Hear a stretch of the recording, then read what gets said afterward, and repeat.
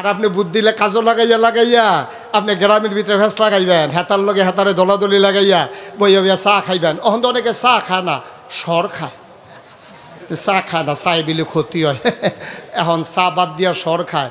এই বাইতে সেই বাইত মেলো যাইব 500 টাকা রিক্সা ভাড়া। হ্যাঁ ভাই আমার বাইতে তো বাড়িতে খেতের লাইল পরে রিক্সা এই রাস্তায় তো নাই, কেন রাখেন 500 টাকা রিক্সা ভাড়া। এই টাকা খাইয়া আমার দেশের বিচার কাজ, ঠিক কিনা কন? এই যে উঠছে যে এই ছেলে, এই ছেলে, হ্যাঁ চায় না মনে হয় জনতে মেয়ে। তুই চাইলে না, তুই তো ফিরে চাইবা না, তুমি ডাকতে আছে কয় আমারে ডাহে আমি দি মাইয়া ফান হুজুরে দি ছেলে কয়। কারবার দেখো ওইটার না, একটু খেয়াল করে বসেন, আমি ছেড়ে দেবো ইনশাল্লাহ। এখনো ওঠার মতো সময় হয়েছে না, আমি বুঝি কোন সময় উঠা লাগবে। সবাই কনা আমিন, জুড়ে কনা আমিন। আমি বাংলাদেশেও কত জায়গায় গেলাম, দেশের বাইরেও কত জায়গায় গেলাম। আমরা এই এলাকা, বাইরে তো আমরা এলাকায় কেন কোনো ইচ্ছা কাইট দিলে না গাইসার বাইরে কয় কাই, কিন্তু আমরার ভিতরে যে অহন এইরকম মানুষ আছে ফুরারা বাস খালি সাদুরটা বইয়া রয়েছে। জিংলার বাড়ি যখন খাইবা টের পাইবা তখন হ্যাঁ সাধু উঠুন কে তো কায়দার কথা, বাসদারের তলে দিয়ে গেলে যে ছাত বাড়ি খিবি তখন কিতা করবি? জায়গা না থাকলে কত এগুলো দিয়ে দুনিয়ার জায়গা তারা এখন ইয়ে বইয়া রয়েছে দেহায় মাহফিলও আইছে। এই পৃথিবীতে একজন স্বৈর শাসক ছিল, সাংঘাতিক মানুষ পেড়ালাইতো, গুম করে লাইতো, হত্যা করে লাইতো। আপনারা মনে করছেন আমি একজন বেরিয়েতের নাম কয়া আও না। আমরা দেশ এই পৃথিবীতে এইরকম একজন পুরুষ শাসক ছিল, নাম ছিল হাজ্জাজ বিন ইউসুফ। কি নাম? শুধু হাজ্জাজে মনে রাখেন, কি নাম? হাজ্জাজ। এই হাজ্জাজ বিন ইউসুফ তে ছিল সাংঘাতিক স্বৈর শাসক, বেয়াদব। কত আলেমদেরতে হত্যা করছে, মিম্বরতে নামাই দিছে, মাইক কাইরা লইয়া গেছে, মানুষকে কথার আগে তার হাত চলছে, কত মানুষের তরবারি দিয়ে 2 টুকরা করে লাইছে, হাজার হাজার মানুষ এই লোকটা হত্যা। নাউজুবিল্লাহ কোন দো। হাজ্জাজ বিন ইউসুফ একদিন খাইতে বইছে গড়, এই কথা শুনতেছেন রে মন দিয়া? এই হাজ্জাজ বিন ইউসুফ গড়ে গিয়া খাইতে বইছে, তো বউয়ে বাইরা দিয়া লগে দিয়া বাতাস করতে আছে, দেখছে যে মন্ডাওয়ালা। তারপরে হাজ্জাজ বিন ইউসুফের ওয়াইফ, কি ওয়াইফ, এই ওয়াইফে কইতে আছে আপনার মতো সাংঘাতিক খারাপ মানুষ আমার জীবনে আর দেখছি না, সুইটা সেটটা হইয়া গেছে দেখা যাইতাম ওফারতাছি না। আমি না হইলে আপনার ঘরে করলাম না হইল, আমি কি এত খারাপ? তোমার মতো মানুষে আজ এত বছর সংসার করে কইতাছো আমি এত খারাপ। আপনি কীরকম খারাপ একটু ছদ্মবেশে কোম্পানি গুঞ্জের থেকে আড়া দিয়ে আইয়েন, টের পাইবেন আপনি কীরকম খারাপ।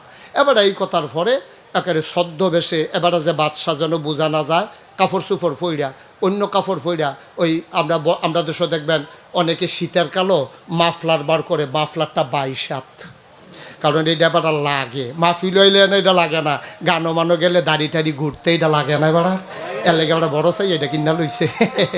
এই বড় মাফলার লইয়া হাজ্জাজ বিন ইউসুফ গেছে, মনে করেন কোম্পানিগঞ্জ বাজারও গেছে। পরে কখনো গেছে আমার কথা না, কই গেছো? কোম্পানিগঞ্জ বাজারও গেছে। পরে এক ভিক্ষুক আইয়া কয় স্যার কিছু ভিক্ষা দিয়েন। হ্যাঁ তো তার বুঝছে না এটা কেডা। তা হাজ্জাজ বিন ইউসুফ কয় তুমি যে ভিক্ষা করো খুঁজছ, এই দেশের যে রাজা নাম শুনছনি? কয় নাম রে মুহ লইয়েন না, নাম রে মুহ লইয়েন, অসভ্য। তার কথা কইলে থাক ভাই ভিক্ষা দেওয়ান যাইগাম তো তার নাম কইয়েন না। কারে কে রে? কয়তে যেই খারাপ মানুষ, আমরা তো তার নামও মুহ লই না। হাজ্জাজ বিন ইউসুফ মনে মনে কি আনন্দিত না রাগান্বিত?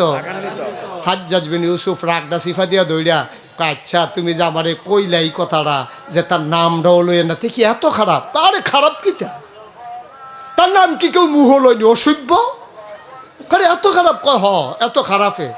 হাজ্জাজ বিন ইউসুফ রাগের মাথায় কয় আচ্ছা তুমি যে হাজ্জাজ বিন ইউসুফরে এতগুলা কথা কইলা, আচ্ছা মনে করো হাজ্জাজ বিন ইউসুফ তোমার সামনে মনে করো দাঁড়াই রইছে, দাঁড়াইয়া যদি জিগায় মানুষটা কীরকম, তখন কি কইবা? তে বুঝ জ্বালাইছে এই ডে দো, বুদ্ধি বেশি তো ভিক্ষা করলো তার বুদ্ধি বালা, টনটুন না বুদ্ধি। যখন জিগাইছে যে মনে করো হাজ্জাজ বিন ইউসুফ তোমার সামনে দাঁড়াই রইছে, যদি জিগায় মানুষটা কীরকম, তখন তুমি কী কইবা? তে মনে মনে কয় খাইছি ধরা। আচ্ছা খুব ফাতলা ফাতলা কটা দিয়া সাইডা দি পড়ে, আজ নমুনা খারাপ খাইয়া লাইছি ধরা। অহন কতক্ষণ ধুমদেরা থাকিয়া আল্লাহর কাছে সাহায্য চাইছে। আল্লাহ কয় নবীজি কয় আল্লাহ কয় ওয়াল্লাযীনা জাহাদু ফিনা লানাহদিয়ান্নাহুম সুবুলানা ইন্নাল্লাহা লামাআল মুহসিনিন। যারা আল্লাহর পথে চলতে চেষ্টা করে আল্লাহ তাদেরকে সবগুলো রাস্তা সহজ করে দেয়। মাইয়ুরিদিল্লাহু বিহি খায়রান ইউফাক্কিহু ফিদ্দীন। আল্লাহর নবী কয় যখন কাউকে আল্লাহ লাভ দিতে চায় দিনের সঠিক বুঝ দান করে, তারে তো আল্লাহ বাঁচাইতে চায়, তারে তো আল্লাহ বুদ্ধি তো দিয়া লাইছে। তো এখন কতক্ষণ পরে কয় কি তানা জিগাইছিলেন? কয় না জিগাইছিলাম হাজ্জাজ বিন ইউসুফ তোমার সামনে আইয়া যদি জিগায় যে ও এই হাজ্জাজ বিন ইউসুফ মানুষটা কিরম, তখন তুমি কিতা কইবা? কয় আমি কয়াম সপ্তাহে 2 দিন আমার মাথা খারাপ থাকে, আজ পয়লা দিন যাইতে আছে।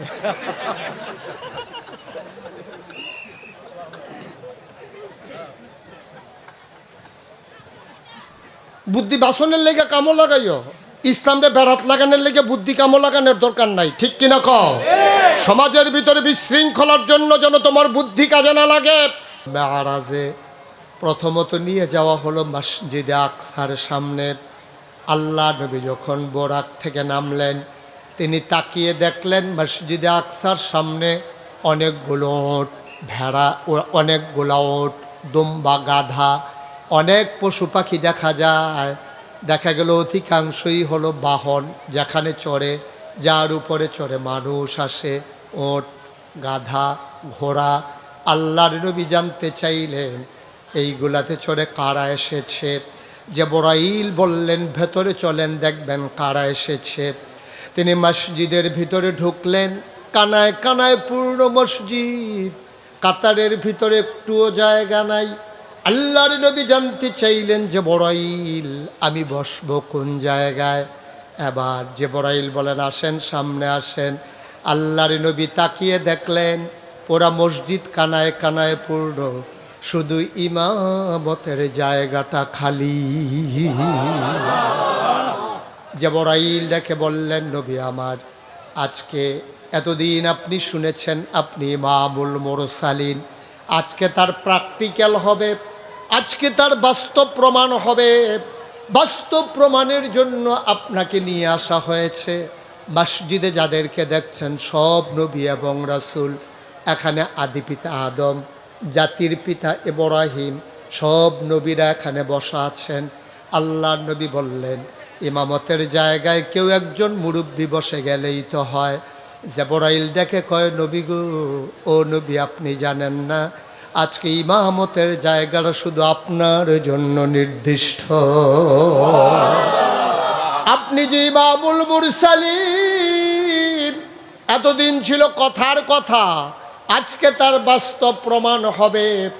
সকল রসুলগণের মুসল্লি বানাইয়া ইমামের জায়গায় দাঁড়াইয়া আপনি 2 রাকাত নামাজ পড়াইয়া আপনি যে রাসূলগণের ইমাম তার আবার নতুন করে প্রমাণ হয়ে যাবে। বলেন সুবহানাল্লাহ। নবীর বিখ্যাত উপাধি কয়টা? কথা কেন মন দিয়ে শুনেন নাই না? কয়টা উপাধি? 1 নম্বরে ইমামুল মুরসালিন, 2 নম্বরে খাতামুন নবীয়্যিন। আল্লাহর নবী শেষ নবী প্রমাণ। নবী নিজেই বলেন আনা খাতামুন নবিয়্যিন লা নবিয়্যা বাদি, আমি হলাম সর্বশেষ নবী, আমার পরে আর কোনো নবী নাই। সুবহানাল্লাহ কয় না? ইন্তেকালের 81 দিন আগে আল্লাহ ডেকে বলেন কোরআনে ঢোকার আগে চলো মারদুদ শয়তান থেকে ফানাহ চাই। যিনি রহমান যিনি রহিম তার নামে চলো সবাই মিলে শুরু করি, সবাই পড়ি আউযু বিল্লাহি মিনাশ শাইতানির রাজিম। বিসমিল্লাহির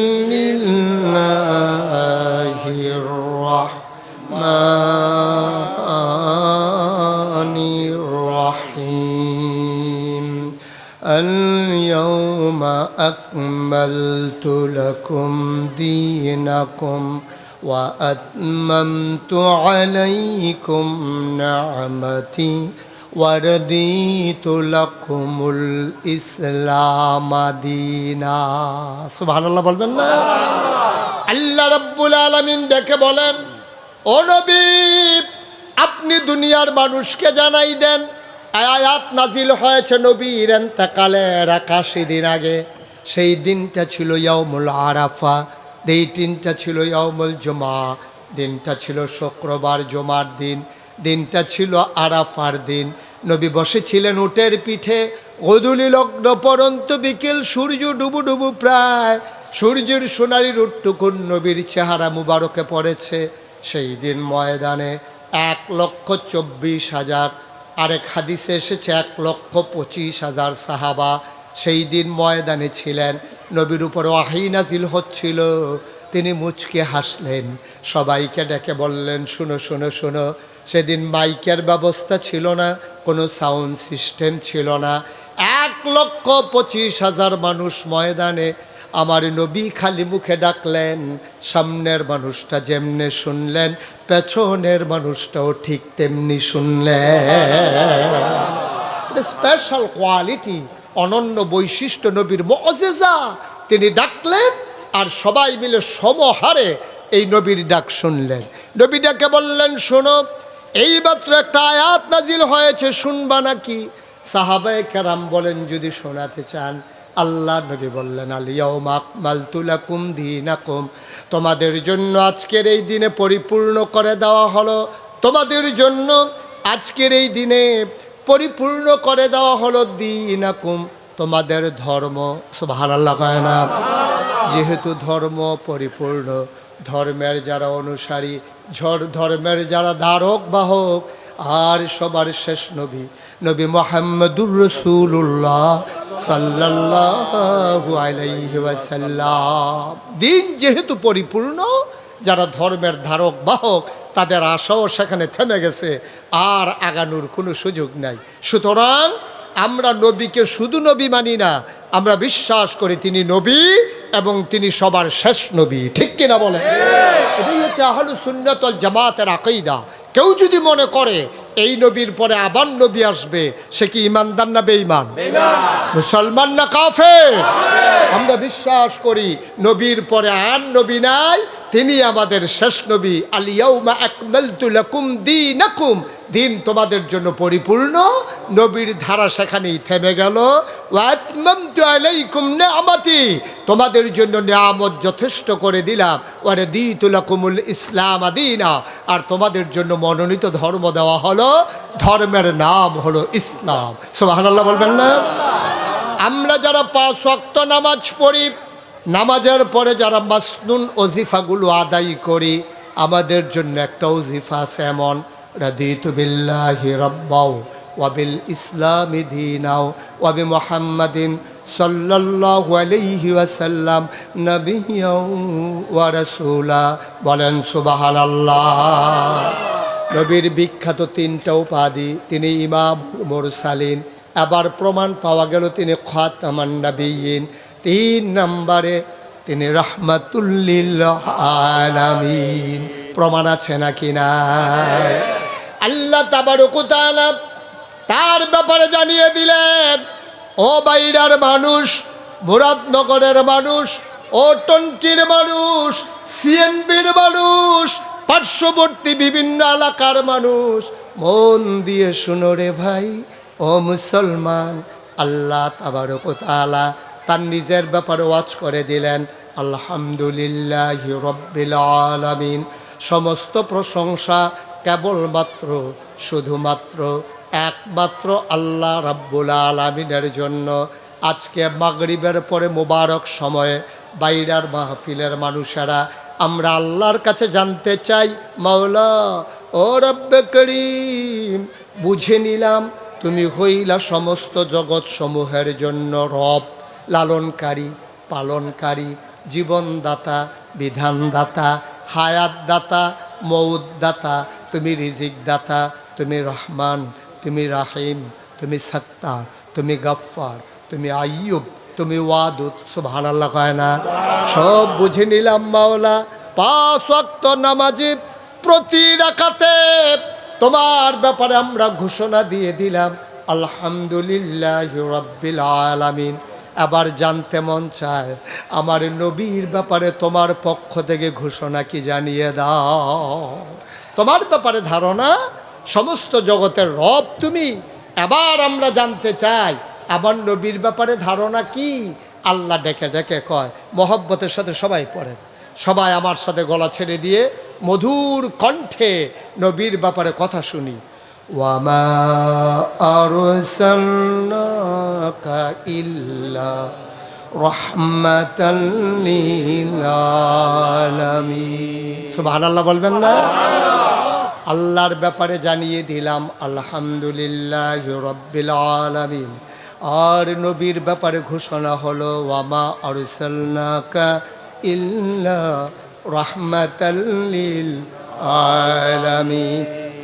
জগৎ সমস্ত জগতের জন্য রব হইলেন আল্লাহ, আর সমস্ত জগৎ সমূহের সকল প্রাণীর জন্য আমার নবী হইলেন রহমত। যত জায়গায় আল্লাহ রব, তত জায়গায় আমার নবী রহমত। সুবহানাল্লাহ বলবেন না? আমার একটা জায়গা নাই যেই জায়গার আমার আল্লাহ রব না, এমন একটা জায়গা নাই যেই জায়গায় আমার নবী রহমত না। যত জায়গায় আল্লাহ রব, তত জায়গায় আমার নবী রহমত। শুধু কি তাই, কোরআনুল কারীমে আল্লাহ কত সুন্দর করে ওয়াজ করে দিলেন, ফাবিমা রাহমাতিম মিনাল্লাহ, ফাবিমা রাহমাতিম মিনাল্লাহি লিনতা লাহুম ওয়ালাউ কুনতা ফাযযান গালিযাল কলব লানফাদ্দু মিন হাওলিক ফাআফু আনহুম ওয়াস্তাগফির লাহুম ওয়াশাবিরহুম ফিল আমর ফাইযা আযামতা ফাতাওয়াক্কাল আলাল্লাহ ইন্নাল্লাহা ইউহিব্বুল মুতাওয়াক্কিলিন। সুবহানাল্লাহ বলবেন না? ও মুসলমান, আল্লাহ ডেকে কয়, ও নবী, আল্লাহর পক্ষ থেকে আপনার সাথে যেই রহমতটা দেওয়া হলো, ওই রহমতের মাধ্যমে লিনতালাহুম, আপনার মনটাকে সবার জন্য আমার আল্লাহ নরম করে বানাইছে। বলেন সুবহানাল্লাহ। ওয়ালাউ কুনতা ফাযযান গালিযাল কলব, আপনার মনটা যদি শক্ত হতো, যদি কঠিন হতো, লানফাদ্দু মিন হাওলি, আপনি দেখতেন আপনার চতুর্পার্শ্বে যারা মৌমাছির মতো গুনগুন গুনগুন করে আপনাকে ছেড়ে যেতে চায় না। উহুদের প্রান্তরে কাফেরের আঘাতে আপনার দন্ত মুবারক যখন শহীদ হয়ে গেল, কাফেরেরা আপনাকে ঘেরাও দিয়ে ফেললো, তীর মারতে শুরু করলো, সবাই মনে করেছেন আপনি বোধহয় শেষ। ও নবী, সেই দিন আপনার কয়েকজন সাহাবা পিঠটা পেছনের দিকে দিয়া, আপনার দিকে সামনে দিয়া মানব ঢাল তৈরি করে দাঁড়িয়ে গিয়েছিল। গনে গনে দেখা গেল সবগুলা তার তীর পিঠে লেগেছে, আর আপনাকে তারা পাহারা দিয়েছে, কারণ আপনার মনটা নরম। এই জন্য সবাই মিলে আপনার চতুর্পাশ ওরা ছাড়তে চায় না। ওয়ালাউ কুনতা ফাযযান গালিযাল কলব, আপনার মনটা যদি শক্ত হইতো, আপনি উহুদের প্রান্তরে দেখতেন, মদিনার প্রান্তরে দেখতেন, বিভিন্ন যুদ্ধের ময়দানে দেখতেন, লানফাদ্দু মিন হাওলিক, আপনার চতুর্পার্শ্বে যারা জীবন দেওয়ার জন্য প্রস্তুত, আপনার শক্ত মনের কারণে তারা আপনাকে ছেড়ে চলে যেত, ঠিক কিনা? তারা আপনাকে এত মহব্বত করে, নিজের জীবনে আঘাত সইতে জানে, তারপরে আপনার গায়ে ফুলের টোকা পড়তে দেয় না। ও মুসলমান, মন দিয়ে শোনো, গভীর মনোযোগ।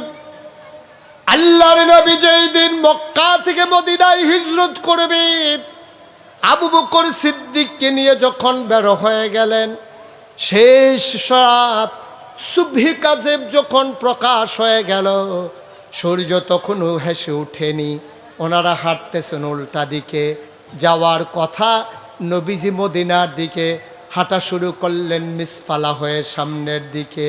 ও মুসলমান, আবু বকর সিদ্দিক দেখে কয়, ও নবী আমার, সূর্য উঠে গেছে, আলোকিত হয়ে গেছে দুনিয়া, রাখালেরা বের হয়ে গেছে পশু নিয়া, আমরা বোধহয় আজকে ধরা পড়ে যাব, আর বোধহয় বাঁচার উপায় নাই। আল্লাহর নবী বললেন, আবু বকর, ও আবু বকর, খুঁজে দেখো পাহাড়ে কোনো গুহা পাও নাকি। আবু বকর সিদ্দিক ঘুরে ঘুরে সাউর গুহা পেয়ে গেলেন। এবার বললেন, ইয়া রাসূলুল্লাহ, ইয়া হাবিব আল্লাহ, গুহা পেয়ে গেছি, চলেন ঢুকে যাই। আল্লাহর নবী ঢুকতে চাইলেন, আবু বকর হাত ছড়িয়ে রাস্তা গুহার মুখে দাঁড়িয়ে গেলেন। আল্লাহর নবী বলেন, তুমি কেন রাস্তা আটকালে, আমাকে যেতে দাও গুহার ভিতরে।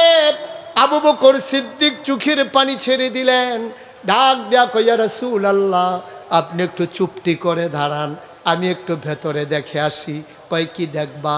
কয় আমি দেখতে চাই পাহাড়ি গুহা, সাপ আছে নাকি, বিচ্ছু আছে নাকি, কোনো হিংস্র জন্তু জানোয়ার আছে নাকি যা আপনার ক্ষতি করতে পারে। আল্লাহর নবী চোখের পানি ছেড়ে দিলেন, আবু বকরকে জড়াইয়া ধরলেন। ডাক দেখো আবু বকর রে, ও আবু বকর, তুমি যদি গুহায় ঢুকো, আমি ঢুকলে সাপ আমারে কামড়াবে, তুমি আবু বকর ঢুকলে তোমারে কামড়াবে না। আবু বকর সিদ্দিক ডাক দেখো, নবী, আমার মতো 100 আবু বকর মরে গেলে ইসলামের কিচ্ছু হবে না, আপনি নবী না থাকলে ইসলাম থাকবে না।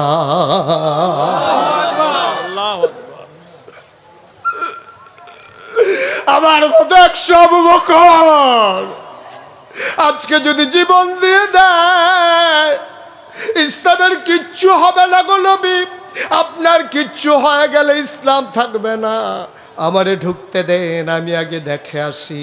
আল্লাহর নবী ঢুকে গেলেন। আবু বকর প্রথমে ঢুকলেন, গুহার মুখে দাঁড়িয়ে আবু বকর ডাক দেয়, আহলান সাহলান মারহাবা, মোস্ট ওয়েলকাম, গুহার ভিতরে আপনাকে স্বাগতম। আবু বকর সিদ্দিক ঢুকলেন। নবী বললেন, শরীরটা বড় ক্লান্ত, বিশ্রামের বড় প্রয়োজন। আল্লাহ নবীকে শোয়ানোর জন্য আবু বকর আসন পেতে বসলেন।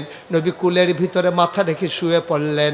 এবার নবীজি যখন শুয়ে পড়েছেন, তিনি ক্লান্ত শরীর নিয়ে তিনি ঘুমিয়ে পড়লেন আবু বকরের কুলের মাঝে। আবু বকর আলতো করে কপালে টিপে দেয়, চুলের মাঝে বিলি কেটে দেয়। সুবহানাল্লাহ কয় না? আবু বকর তাকায়া দেখে গুহার ভিতরে অসংখ্য গর্ত, সবগুলো গর্ত দিয়ে সাপের জিহ্বা দেখে যায়। তিনি পাগড়িটাকে টুকরা টুকরা করে ছিললেন, সবগুলো গর্ত বন্ধ করে দিলেন, আমার নবীকে যেন ধ্বংসন করতে না পারে। কাপড়ের টুকরা শেষ, গর্ত রয়ে গেল আরো একটা। কাপড়ের টুকরা গর্ত একটা রয়ে গেছে। অবাইরার মুসলমান, আবু বকর চিন্তায় পড়ে গেলেন, এখন কি করা যায়। তিনি আবার আস্তে করে নবীর মাথা মুবারকের নিচ থেকে নিজের পাটা টেনে টেনে বের করলেন, ওই গর্তের মুখের ভিতরে পা দিয়ে চাপা দিয়ে রাখলেন। বিষাক্ত সাপ বের হতে না পেরে আবু বকরের পায়ের ভিতরে ধ্বংসন করলেন। শরীরটা ভীষণ নীল হয়ে গেল। আবু বকরের কান্না আসতে চায়। আবু বকর চিন্তা করে, আমি যদি আওয়াজ করে কাঁদি, আমার নবীর ঘুম ভেঙে যাবে। তিনি দাঁত দিয়া ঠোঁটটাকে কামড়ে ধরেছেন, বিষের যন্ত্রণায় নীল হয়ে গেল, আওয়াজ বের হতে দিলেন না। মুফাসসিরিনে কেরাম, মুহাদ্দিসিনে কেরাম কয়, আবু বকর আওয়াজ থামাইবা ঠোঁট কামড়ে ধরে, চোখের পানি থামাইবা কি দিয়া।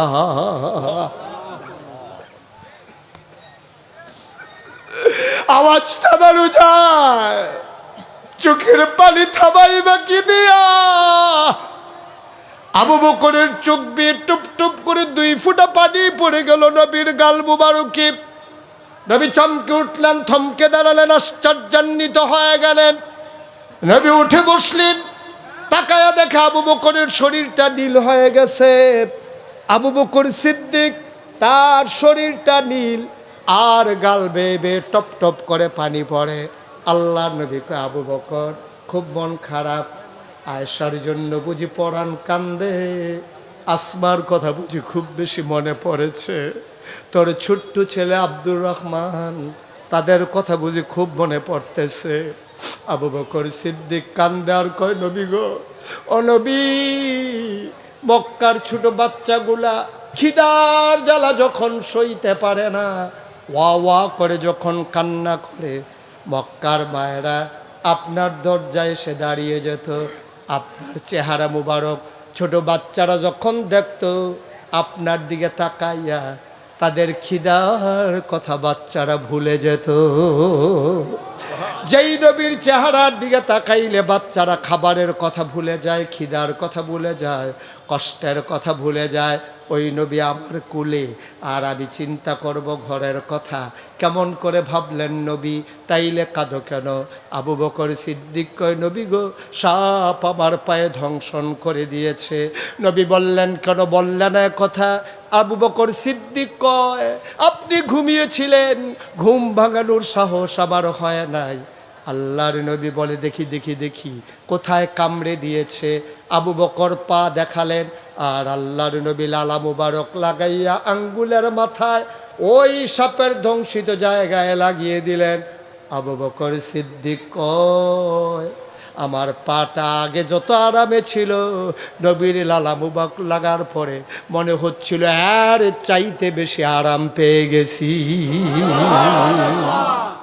ওই যে লাংফাদ্দু মিন হাউলিক, আপনার ব্যবহার যদি হতো কর্কশ, আপনার কথা যদি হতো কঠিন, আপনি কথায় কথায় যদি দুর্ব্যবহার করতেন, তাইলে দেখতেন আবু বকর আপনার জন্য সাপের কামড় খাইও জুড়ে কান্দে না, আপনারে ডাকে না। কারণ হলো ওই যে ফাবিমা রহমাতিন মিনাল্লাহি লিনতা লাহুম, আপনার মনটাকে আল্লাহ এমন নরম করে বানাইছে, রুহামাউ বাইনাহুম আশিদ্দাউ আলাল কুফার। আপনি যখন মুসলমানের সামনে যান মনে হয় কলজা কাইটা খাওয়াবেন, আবার যখন কাফেরের সামনে দাঁড়িয়ে যান মনে হয় যেন বজ্র কঠিন। ঠিক কিনা? মুসলমান এমনই হওয়া উচিত। মুসলমান হবে একজন মুসলমান, যখন আরেকজন মুসলমানের সাথে দেখা হবে তখন তারা একজন আরেকজনকে জড়িয়ে ধরবে, চোখের পানি ভিজিয়ে দেবে, একজন আরেকজনের জন্য কলজা কাইটা খাওয়াবে। আর যখন মুসলমান কোনো কাফের বেদিনের সামনে দাঁড়িয়ে যাবে, ইসলামের যারা দুশমন তারা যখন মুসলমানের উপরে আঘাত করতে চায় তখন তারা হয়ে যায় সীসাডালা প্রাচীরের মতো আজ বজ্র কঠিন কণ্ঠ। ঠিক কিনা বলো? আল্লাহু আকবার। হুশিয়ার সাবধান, হুশিয়ার সাবধান। সবাই পড়ে না আমিন? জোরে পড়ে না আমিন? সুতরাং আপনি এই কথাটা মেনে নেন যে আপনি যখন ইসলামের প্রকৃত অনুসারী হবেন, আপনি যদি ইসলামের ব্যাপারে আপোষ না করেন, সব ব্যাপারে আপোষ করাও যায় না। আপনার জমিন একজন দখল দিছে, আপনার অনেক জমিন আছে, আপনি যদি আপোষ করে ফেলেন, এটা করতেই পারেন যে আমার অনেক জমিন, একখানি জমিন নাইলে চলে গেল আর কি, আমি এটা নিয়ে আর মামলাতেও গেলাম না, পিটাপিটিতেও গেলাম না। আপনার সন্তান মরে গেছে, আপনি মনে করেছেন আরও 4টা সন্তান আছে, একটা না হয় মরে গেছে আর কি আর করা যাবে, আল্লাহর হুকুম সব মেনে নেওয়া যায়। আপনার জমির ক্ষতি মেনে নেওয়া যায়, সন্তান চলে গেছে মেনে নেওয়া যায়, কিন্তু ইমান তো আমাদের একটাই, আমরা সব সইতে পারি, ইমানের উপরে আঘাত সইতে পারি না। ঠিক কিনা বলো? এজন্য আমি বলেছি এ পথে যখন যারাই এসেছে তারা সিদ্ধান্ত নিয়ে আসতে হবে, এ পথ কুসুমাস্তীর্ণ নয়, এ পথ ফুল বিছানো নয়, আগেও ছিল না এখনো নাই। আপনি যদি সিরাতুল মুস্তাকিমের উপরে অটল অবিচল পাহাড়ের মতো দাঁড়িয়ে থাকতে চান, এ পথে চলতে গেলে মামলা হবে, হামলা হবে, জাল জুলুম নির্যাতন হবে, প্রয়োজনে জীবন দেওয়া যাবে, ঈমান দেওয়া যাবে না। রাজি আছো কিনা? হাত তুলে দেখো।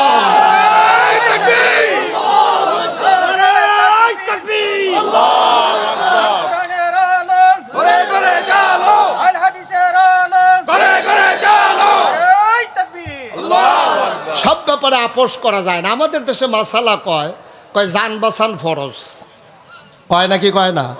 এটি হুজুরতে বেশি কয় সাহসটল বইয়া বইয়া কয়, রে বেড়া যেমনি যে টিক্কা রইছি কেমনে রে, জান বাঁচান ফরজ, এইটা লুফরে টিক্কা রইছি না। আপনি কই পাইছেন এই কথা? জান বাঁচানো ফরজ না, কোনো জায়গায় জান দেওয়াটা ফরজ। ঠিক কিনা? জান বাঁচানোর ক্ষমতা তো আপনার নাই, এই অধিকার আপনার নাই। আপনি তো সূরা তাওবার 111 নম্বর আয়াত আপনি পড়েন নাই। আল্লাহ বলছেন, ইন্নাল্লাহ ইশতারা মিনাল মুমিনিনা আনফুসাহুম ওয়া আমওয়ালাহুম বিআন্না লাহুমুল জান্নাহ। ও বাইরার মানুষ, শুনো শুনো শুনো, আল্লাহ কয় ইন্নাল্লাহ ইশতারা, আল্লাহ কিনে নিয়েছেন মিনাল মুমিনিনা, মুমিনদের কাছ থেকে, আনফুসাহুম ওয়া আমওয়ালাহুম, তাদের জান আর তাদের মাল আল্লাহ কিনে নিয়েছেন। সুবহানাল্লাহ বলবেন না? এই কথা কি মুশতাক ফয়জির না আল্লাহ? এই কথা কি সাধারণ কোনো বইয়ের না কোরআনের? আল্লাহ বলছেন ইন্নাল্লাহ হাশতারা মিনাল মুমিনিনা আনফুসাহুম ওয়া আমওয়ালাহুম, মুমিনদের কাছ থেকে। মুমিন কারা? মা কথা বলে না, মুমিন কারা? আমরা না? তাহলে বলতে পারেন না যে আমরা। মুমিন কারা? আমরা। এই প্যান্ডেলে যারা আছি, মঞ্চে যারা আছি, বসা দাঁড়ানো, ঘরের আঙ্গিনায়, ঘরের চিপায়, ওই মায়েরা বোনেরা সব আমরা মুমিন মুমিনাত, আমরাই হইলাম মুমিন। কি এই ব্যাপারে কোনো সন্দেহ আছে নাকি? আপনি যদি কেউ জিজ্ঞেস করে ভাই আপনি কি ইমানদার, আপনি যদি কোন হইতেও পারে, নাও হইতে পারে, চিন্তা তো করছি, হইছি নি জানি কি জানি, আশা করি ইনশাআল্লাহ একটা কথাও বলা যাবে না। আপনার যদি কেউ জিজ্ঞেস করে আপনি কি ইমানদার, আপনাকে বলতে হবে অবশ্যই আমি ইমানদার। ঠিক কিনা কম? এখানে সন্দেহ পোষণ করার কিচ্ছু সুযোগ নাই। আপনার আমল বেরি করতে পারে, এটা কম বেশি হতে পারে, কারো আমল বেশি, কারো আমল কম, কিন্তু ইমানের ব্যাপারে কোনো সন্দেহ নাই। আমরা সবাই, কথা কয় না, আমরা সবাই, এই ব্যাপারে কোনো সন্দেহ আছে আমাদের? আমরা সবাই ইমানদার, এই ব্যাপারে আমাদের কারো কোনো সন্দেহ নাই। আমাদের আমল কম বেশি হতে পারে, কিন্তু ইমানের ব্যাপারে কোনো সন্দেহ নাই। কিছু কিছু কথা আছে যেইগুলার কারণে ইমান চলে যায়, এটা আমরা বুঝিও না। কারণ আপনার লুঙ্গিটা যদি খুলে পড়ে যায়, যাদের সামনে খুলে গেছে সবাইকে এই তোর লুঙ্গি খুলে জেগেতেছে, আপনিও টের পাইতেছেন লাল্লারাইয়া লুঙ্গিটা খুলে পড়ে জেগেতে আছে।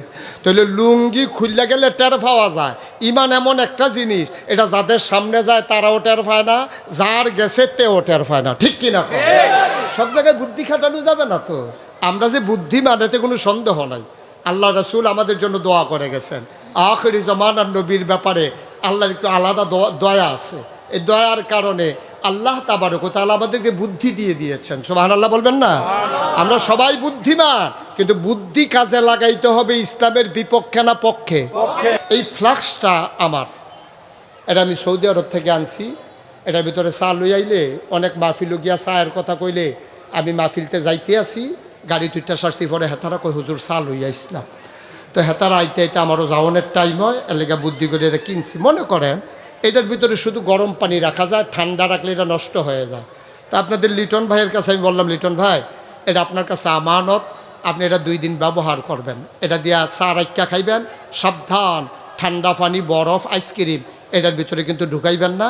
আমি রাইখা গেলাম, আমি ওনারে বাইরে এটা দিয়া সিএনবি মাত্র গিয়া সারছি। সিএনবি গেছি পরে আমরা 60 সোলার মুস্তাবিজে কয় বাবা আপনি কি ওই লিটন ভাইয়ের ফ্লাক্স দিয়া গেছিলেন? কয় হ। তো কই কি কইছিলেন? আমি কইছিলাম গরম পানি লইবেন, সাবধান এটার ভিতরে কিন্তু ঠান্ডা পানি, এটা আইসক্রিম লইয়েন না। কয় আপনিও হেবাটার বাড়ির গাড়ারাত গেছেন না, এবার এটার ভিতরে 2টা আইসক্রিম লইছে। কি লইছে? আমার কথা বলা কি লইছে? আমি কি কইছিলাম? বরফ, ঠান্ডা এসব কিচ্ছু নেওয়া যাবে না, এটা আপনার কাছে আমানত। এবার এটার ভিতরে লইছে আইসক্রিম। এই কথা শুনে আমি ড্রাইভারকে বললাম গাড়ি থামা, গাড়ি থামা। গাড়ি থামাইয়ে এবার রেফাইছি, মুরব্বী মানুষ। এবার রেফাই করলাম আইনো লিটন ভাইরা বাড়িতে এলাম। কই কে রে হুজুর? আমি এবার একটা ঘটনা ঘটাই লইছি। এবার কাছে আমারও রাখছিলাম একটা ফ্লাক্স গরম পানি লইতো, আমি বাইতে এবার ঘরতে বাড়িতাম পারছি না। এবার এটার ভিতরে 2টা যাইতে আইসক্রিম ঢুকাইছে ভিতরে, আইয়েন এটা গিয়া লই আই। এবার আইসে পরে আমি কইলাম যে লিটন ভাই আমার ফ্লাক্স দিয়ালাম, লাগতো না আপনার দেওয়ান লাগতো না, আমানত লাগতো না, আমার দিয়ালাম। আপনি মেয়ে আপনার কইলাম কি, আপনি করলেন কি? কইলাম গরম পানি ছাড়া লইয়েন না, আপনি শুরু করছেন আইসক্রিম দিয়া। এবার লোকের তো কয় ঠিক আছে তুমি এটার উপযুক্ত না, তোমারে কইছে কিতা, তুমি করছো কিতা? তোমার দিয়ে হুজুরে কইয়া গেছে গরম পানি লইতা, তুমি আইসক্রিম হয়েছো কিতা? হুজুর এটা লইয়া লন, লিটন দিয়ালা। এখন এবারও আমার পক্ষে লইয়া কইছে যে হুনেতে কয় লিটন ভাইয়ের ওয়াইফ ভিতরের ঘরতে কইতাছে লুবি মানুষের এইরকমে হয়, বেশি লুপ করে। মানা করছি না, আমি বাড়িয়ে কইছি না। হুজুরে কইছে আইসক্রিম লেন, আপনার যাইতে আইসক্রিম হয়েছেন কিতা? নিজ্ঞান হুজুর আপনার আপনি নিজ্ঞান। এই কথাটা যদি হগলে কয় এটা কি ন্যায় হইব না অন্যায় হইব? ন্যায় কথা কইছে, কারণ আমি দিছিলাম এবারের কাছে এক কামে, এবারে কইরা বইছে আরেক কাম। তাইলে আল্লাহ তাবারক ওয়া তাআলার কাছে আমরা জানার মাল বিক্রি করার পরে আল্লাহ কয় জানার মাল তোমার কাছে আমানত, সাবধান। আমি যেমনি লিটন ভাইয়ের কইছি এই ফ্লাক্সও গরম পানি লন যাইব, বরফ ঠান্ডা পানি লন যাইতো না। আল্লাহ কইছে এই তোর জান তোর লগে দিলাম, এই জানটা ব্যবহার কইরা শৈলের শক্তিটা ব্যবহার কইরা কোনো সময় যদি স্লোগান দেওয়া লাগে স্লোগান দিবি আল্লাহর পক্ষে, ঠিক কি না কও? তুই যদি স্লোগান দেওয়ান লাগে দিবি আল্লাহর পক্ষে। আর এই যে টেহাডি তোরে দিলাম, এই যে ফুটপাত্র খেত দিলাম, বাজারও দোহান দিলাম, বাহ্যে ঘর দিলাম, সরণের লেগে যে এই গাড়ি দিলাম, সব তোর কাছে আমানত, সাবধান। এই টাকা তুমি ব্যবহার করবা ন্যায়ের পথে। এই টেহা দিয়ে তুমি গান দিবা, এই টেহা দিয়ে তুমি শিল্পী আনবা, এই টেহা দিয়া তুমি বাউল গান লাগাইবা, আর বাউলে আইয়া তোমার আল্লাহরে লইয়া গালাগালি করে দেবে, আর তুমি সেইটার জন্য ব্যবস্থা করেছ, এই জন্য তোমার টাকার মালিক বানানো হয় নাই, ঠিক কি না? আজকে শতকরা 92 জন লোক মুসলমানের দেশে, আমার দেশে বাউল সঙ্গীতের নামে কত বড় দুঃসাহস আমার আল্লাহকে নিয়ে কথা কয়, ঠিক কিনা বলো? আমরা বলেছি এই বাউল যদি জায়গা মতো পাওয়া যায় পিঠার চামড়া থাকবে না, ঠিক কিনা বলো? বাউলগিরি আমরা এলাকাত না, অন্য জায়গাত করেন সিফা সাফাত। এটা আল্লাহ লইয়া যেমনি কথা কয়, মানুষে খালা তো ভাই লইও এমনি কথা কয় না, ঠিক কিনা কও? অসভ্য কোথাকার। আমার তারে অ্যারেস্ট করছে, তবে তারে অ্যারেস্ট না করে সাইডা দিত আমরা এলাকা তাই না। আর এরকম বাজারের আইকাওলা বাস দিয়া তারে এই কাপড়টা উদাম করে সিহন জিংলা দিয়া ফাতফাত ফাতফাত করে খিসন যাইতো। আসলে মাইরের তে বেশি কোনো ওষুধ নাই রে, ঠিক কিনা কও? হয় এমনি খিসন, না হইলে ফ্যানওয়ালা ফহির সুবা দিয়া বুটবুটি চড়াই নাউন গেলে কারবার করতে গেল গোল দেখলে, ঠিক কিনা কও? যেমনে মুহে দিয়া কথা কয় মনে করছে কইয়া চাইছি কিচ্ছু হয় না, কিচ্ছু যে হয় আমরা এলাকা তাইলে টের ফাইলে হইলে। এটা তো জাগা মতো আইয়ে না রে, জাগা মতো আইয়ে না। দুঃখজনক কি জানে, হেতে না হইলে বুঝছে না বর্বর আমার খা মানুষ, তেনা হইলে ইসলামের বিরুদ্ধে আল্লাহর বিপক্ষে হাসতে হাসতে একটা কথা কইয়া লাইছে। দুঃখজনক হইল বাংলাদেশে যাদেরকে বুদ্ধিজীবী কয়, ঠান্ডা মাথার মানুষ যারা, তারা আবার তার পক্ষ নিয়ে বিবৃতি দেয়, ঠিক কিনা কয়? তারা কয় মানবাধিকার লঙ্ঘন হয়েছে, মুক্ত চিন্তাকে নাকি আজকে বন্দী করা হয়েছে। আমি বলি তোমরা যদি মনে করো আল্লাহর বিরুদ্ধে কথা বলা মুক্ত চিন্তা, তোমরা যদি মনে করো নবীর বিরুদ্ধে কথা বলা মুক্ত চিন্তা, তোমরা যদি মনে করো ইসলামের বিরোধিতা মুক্তি চিন্তা, আমরা বলি তোমার এই মুক্ত চিন্তার গোষ্ঠী বাড়িয়াবি। তোমার এই মুক্ত চিন্তার অধিকার এই দেশে তোমাকে দেওয়া হয় নাই, ঠিক কিনা বলো? এটা বুদ্ধিজীবী। আপনারা তো আর সব খেয়াল করেন না, আমার আবার অনেক কিছু খেয়াল করন লাগে। আমি খেয়াল করে দেখছি বাংলাদেশে যদি বুদ্ধিজীবী সবজির দাম তালুকা চলা, একটারও মাথার চুল নাই। আমি অনেকের জিজ্ঞাসি ভাই এই বুদ্ধির লোকে চুলের তো শত্রুতা গিরি, যে বুদ্ধি থাকলে চুল থাউন যেত না, কারণটা কি? অনেকে কয় যে হুজুর আমরা ওটা চিন্তা করছি পাই না। আমি অনেক বইও বিচারছি পাই না, গুগলে সার্চ দিয়েও দেখছি আইয়া না। শেষ পর্যন্ত আমি অনেক গবেষণা করে বার করলাম, আমার মনে হয় বুদ্ধি গুতাইয়া এই অসভ্যের চুল বেড়াই। আমি এক মাহফিলও যখন কইছি এইরকম মানুষও আছে, 2 বেড়া ফাল 2টা কইতে কো, আমি কইতে কোতে কেন ইয়ে বইয়া রয়েছে তে আপনার চিনে নাতে তো এখনও আইয়া না, কথায় গো। আমি এটি থাহে ঢাকা, এটি কয়েক বছর আগে এটি বেশি পাওয়া গেছে, ওখানে একটু কম পাওয়া যাইতেছে, কিছু কিছু ওখানে আবার সুহি দিয়া বাড়িতে আছে, ঠিক কিনা ক? সমূলে নিপাত করে দিতে হবে। এই বুদ্ধিজীবী জাতির জন্য দরকার নাই যারা ইসলামের বিরোধিতাকে সমর্থন করে, ঠিক কিনা বলো? আমি বলেছি রাজধানীতে শীততাপ নিয়ন্ত্রিত কক্ষে বসে ইলেকট্রনিক্স মিডিয়ার সুবাদে টকশোর নামে আল্লাহর বিরোধিতা করা সহজ, ইসলামের বিরোধিতা করা সহজ, নবীর বিরোধিতা করা সহজ। পাল্লে বাইরের জমিনে এসে বলো পিঠার চামড়া নিয়ে ঢাকা যাওয়া যাবে না, ঠিক কিনা বলো? নাক কান একটু খোলা রাখেন, একবারে ঘুমাই যাইয়েন না। সিংহ যখন ঘুমাই যায় তখন সামসিকে ইঁদুরেরা সিংহ মামার জন্য খেলার করার জন্য তারা গর্তের দিকে মুখ দিয়া লেজ দিয়া সিংহের কানের ভিতরে সুরসুরি দেয়। সিংহ যখন ওই আপনার একটু আড়মুড় ভাঙে ইঁদুর গর্তের ভিতরে পালাই যায়। আমরা মুসলমান হচ্ছি সিংহের জাতি, আমাদেরকে ঘুমন্ত পেয়ে আউল বাউল ফাউলেরা আমাদের না কানের ভিতরে লেজ দিয়ে সুরসুরি দিতে চায়, ঠিক কিনা বলো? আমরা বলেছি তোমরা কিচ্ছুই টের পাও নাই। ছোট্ট ছেলে মায়ের কাছে গিয়া কয় আম্মা দাওড়া দাও, কয় দাও দিয়ে কিতা করবি? ওই যে আমরা গাড়ার যে কামাইল্লা গাছটা এটা মরিয়া গেছে গা, তে তো ছোটো মানুষ না, তে বুঝে না কামাইল্লা গাছের ফাতাসে জড়িয়া যে গা শীতকাল আইলে তার মায় আইস দিয়া কয় পুত্রে তুই যে গাছ কাটতে যাস মনে করছো তো এটা মরিয়া গেছে গা, ভিতরে চামড়ার নিচে যেতা। আমরা মুসলমান তো সেই জাতি, আমরা হয়তো কখনো নিথরে নিস্তব্ধ হয়ে যায়, কিন্তু আমরা যখন আর মোর ভেঙে জেগে উঠি তখন কাফের বেদিনেরা আমাদের সামনে দাঁড়ানোর সাহস দেখায় না, ঠিক কিনা বলো? ঘুমিয়ে ঘুমিয়ে একটা সেকেন্ড সময় আর যেন কাটিয়ে দেওয়া না লাগে। সবাই গর্জে উঠবেন সিংহের মতো, জানিয়ে দেবে আমরা সামান্য সময়ের জন্য নিথর নিস্তব্ধ হই, চিরতরে আমরা হারিয়ে যাই না, ঠিক কিনা বলেন?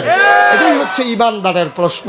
এই ইমান নিয়ে কবরে যাইতে হলে সব জায়গায় চুপ করে থাকার কোনো সুযোগ নাই। আল্লাহ যেন আমাদেরকে কবুল করে, সবাই বলে আমিন।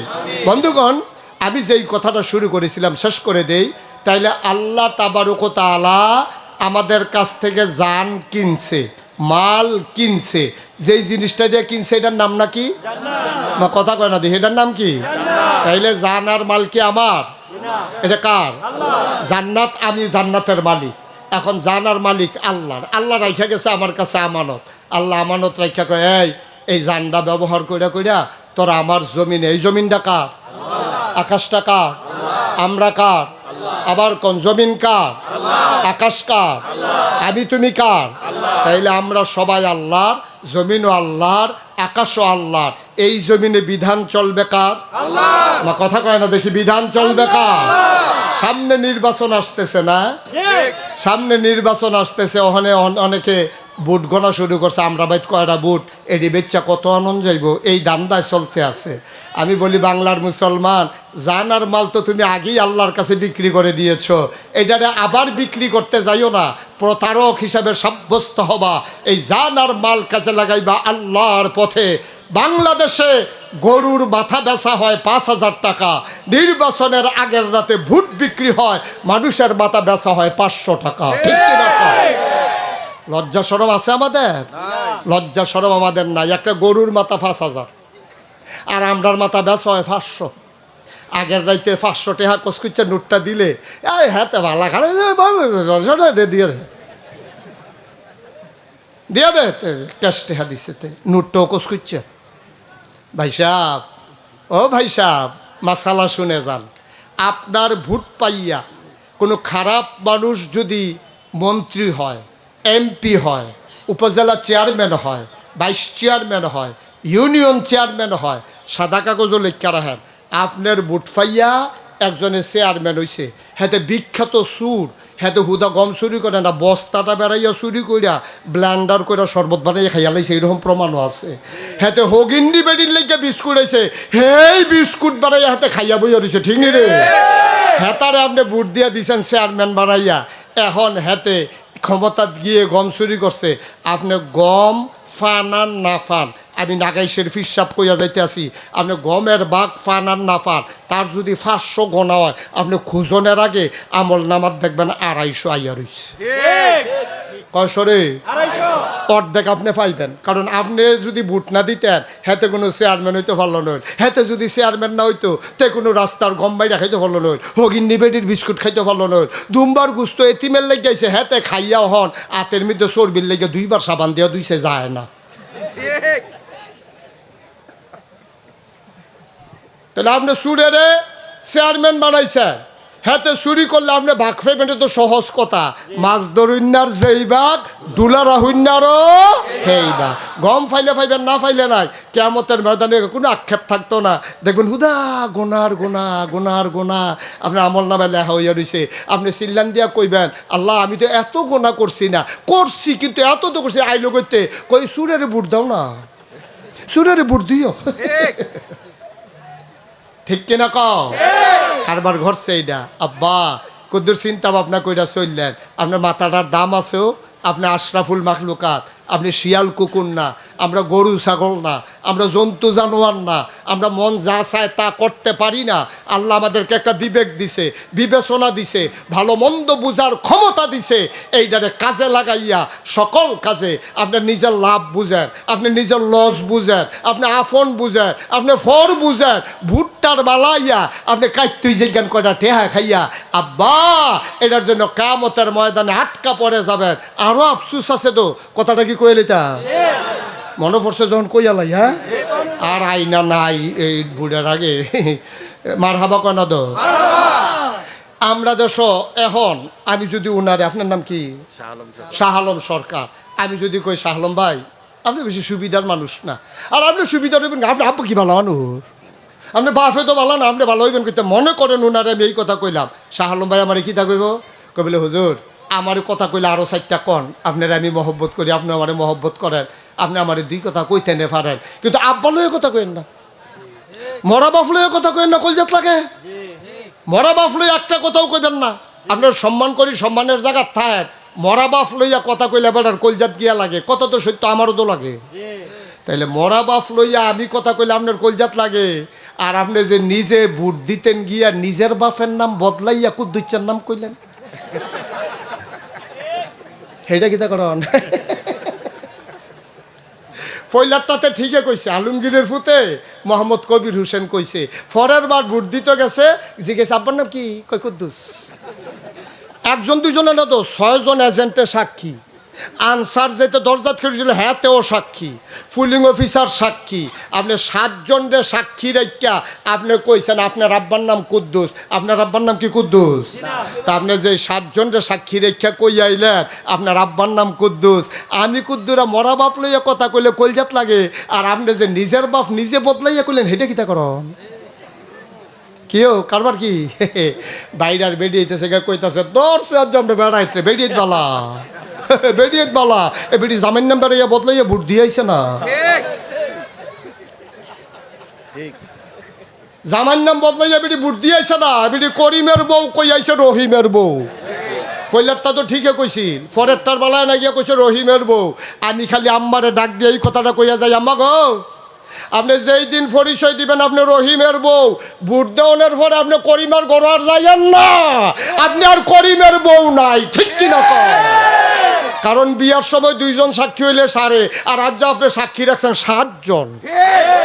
7 জন সাক্ষী রেখা আপনি রহিমের বউ করিমের বউ কইছেন, করিমের বউ রহিমের বউ কইছেন, আমরা রে ধরে না থাকলে না ধরতো, কয় তারে কুতকুতি দেশকুতি তার অবসনা শৈল,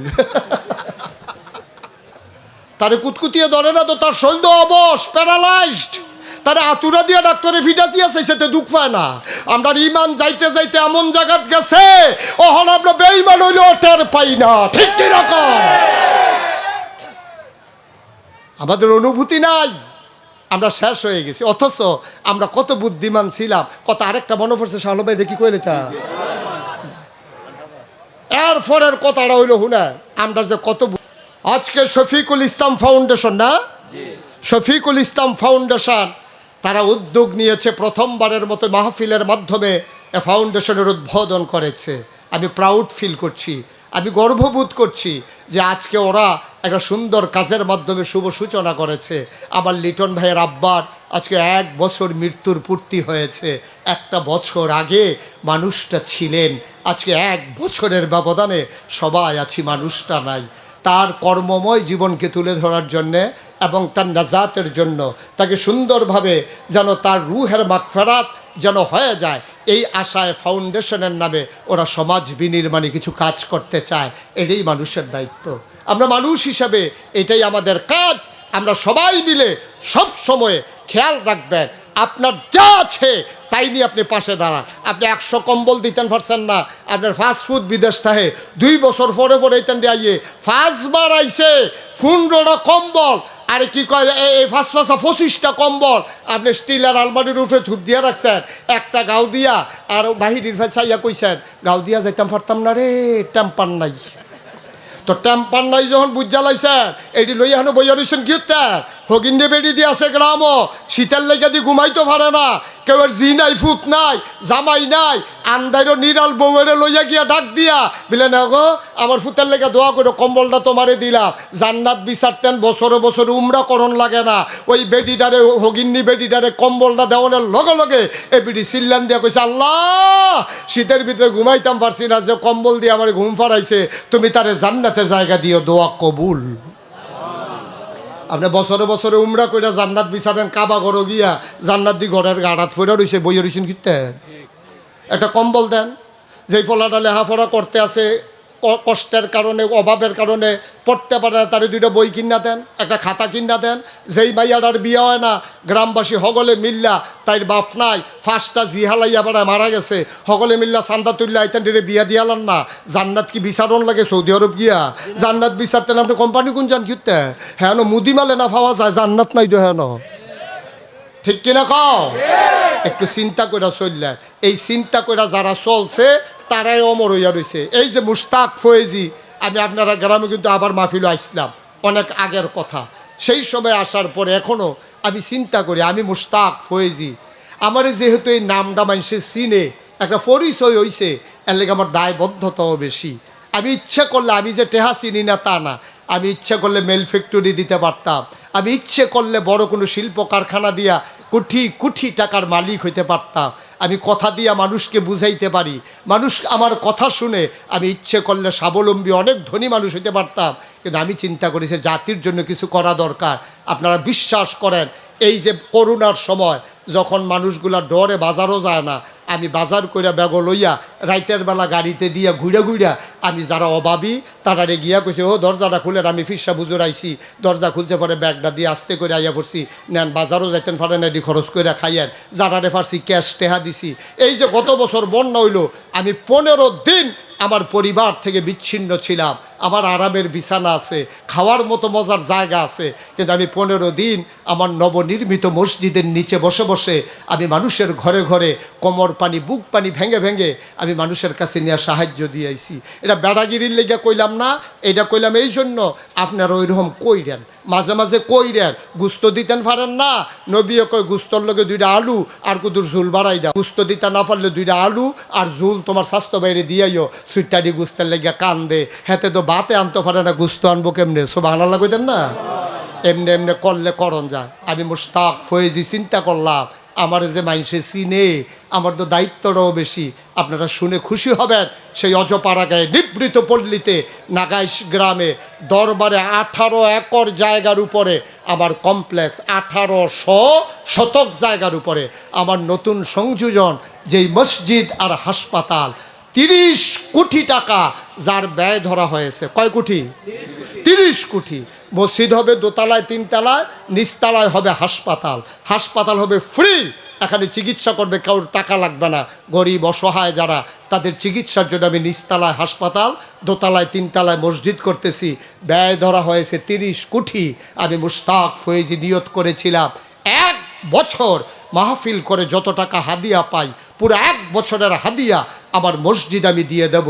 আমি 1 বছরে জমাইয়া 25 লক্ষ টাকা দিয়া তারপর আমি মসজিদের কাম শুরু করছি। সুবহানাল্লাহ কইতেন না? গত বছর জুন মাসের 1 তারিখে মসজিদের 1 তলার ছাদ হয়েছে। এই বছর সেপ্টেম্বর মাসের 19 তারিখ দোতলার ছাদ হয়েছে। আপনাদের গ্রামের কৃতি সন্তান আমার প্রিয় ভাই লিটন, সে গিয়া দেখে আসছে মনোরম এক পরিবেশ, সুন্দর এক আয়োজন। একসাথে আমার মসজিদে নামাজ পড়বে 6000 লোক। কয় হাজার? আপনাদেরকে দাওয়াত। এই মসজিদটা আমার স্বপ্ন। আমি ঘুমাইতে যাই, স্বপ্নে দেখি মসজিদ, ঘুমাইতে পারি না। আমি খাইতে যাই, আমার চোখের সামনে মসজিদ ভেসে ওঠে। আমার সন্তানের চাইতে আমার এই মসজিদের জন্য বেশি মায়া লেগে গেছে। আমি একটা দিন দূরে থাকতে পারি না এই মসজিদ থেকে।